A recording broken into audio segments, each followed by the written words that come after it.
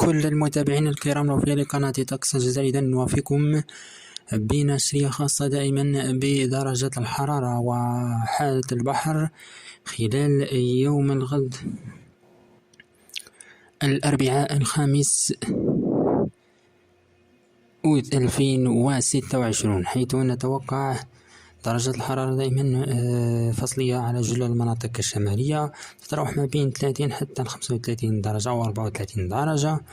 المناطق الداخلية الغربية الوسطى والشرقية كذلك راح تتراوح إن شاء الله ما بين 31 حتى 46 درجة على الواجهة الشرقية.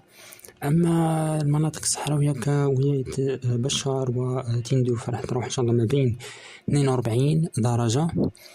أما أضرار وعين صالح راح تتراوح إن شاء الله ما بين 46 درجة بإذن الله.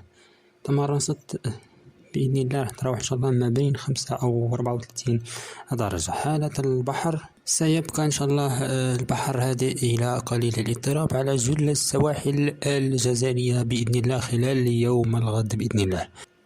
إذن في النهاية يبقى العلم لله وحده، والسلام عليكم ورحمة الله وبركاته.